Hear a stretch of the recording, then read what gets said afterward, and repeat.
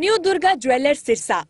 खारिया वाले प्रभुजी सोनी व पीली मंदोरी वाले सज्जन सोनी का भारत सरकार द्वारा मान्यता प्राप्त मशहूर hallmark jewellery showroom new Durga jewellers Parshuram Chowk Sirsa. अधिक जानकारी के लिए संपर्क करें 9813932001 या 9466697217।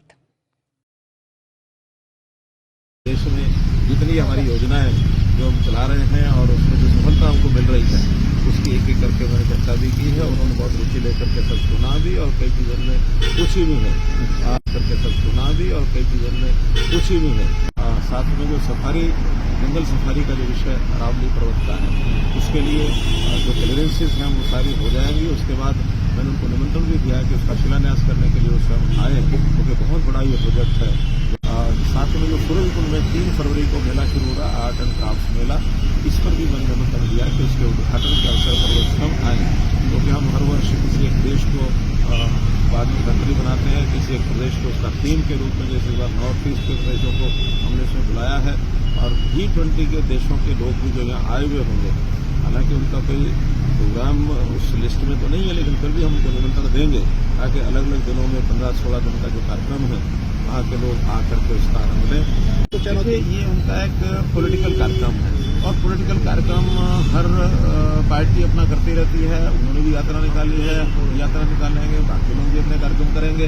तो जब चुनाव सामने आते हैं तो उस समय सब अपनी पार्टियां काम करती हैं लेकिन जनता किसको स्वीकार करती है कभी नहीं होता है। जनता में कहीं किसी प्रकार का इस यात्रा को लेकर के कोई उत्साह नहीं है और बहुत सामान्य तरीके से जैसे चलती है वैसी एक यात्रा ये चली है। कोई राष्ट्रीय लेवल के इतने बड़े नेता के इस यात्रा का जितना प्रभाव होना चाहिए वैसा हमको कहीं नहीं दिख रहा है। और कांग्रेस जिस प्रकार से उनका अपना घर टूटा फूटा है उस टूटे फूटे घर को ध्यान में रखें तो भारत जोड़ने की बात चला रहे तो भारत जोड़ने का काम खतरा आएगा भारत को। कोई भारत को खतरा नहीं है, कोई हरियाणा को खतरा नहीं है। अगर खतरा तो कांग्रेस पार्टी को है तो उस कांग्रेस पार्टी अपने आप को कैसे बचा सकती है ये चिंता उनकी होनी चाहिए। बचा पाएंगे अच्छा है, नहीं बचा पाएंगे तो उनका घर है जैसा मर्जी चले।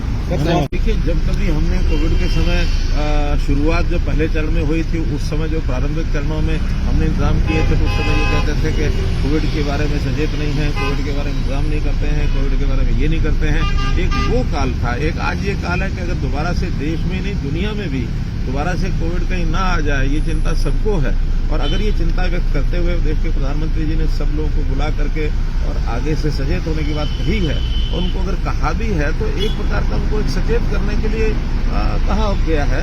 और सचेत करने की बात को भी आलोचना करेंगे कि हमारी यात्रा के कारण से कहा गया, ऐसा नहीं है। आखिर एक ऐसी भयंकर बीमारी है न केवल अपने प्रदेश देश को दुनिया को ये हिलाए बैठी है तो सचेत करने के लिए इतनी बड़ी भारी संख्या में वो करते हैं तो इसका कभी ना कभी कोई बात अगर दुष्प्रभाव हो गया तो मुश्किल ना हो जाए। हमने कोई यात्रा उनकी रोकी नहीं है लेकिन उनको सचेत करना ये देश की सरकार का एक काम होता है। हमने सचेत किया कि सावधानी बरतने का। धन्यवाद।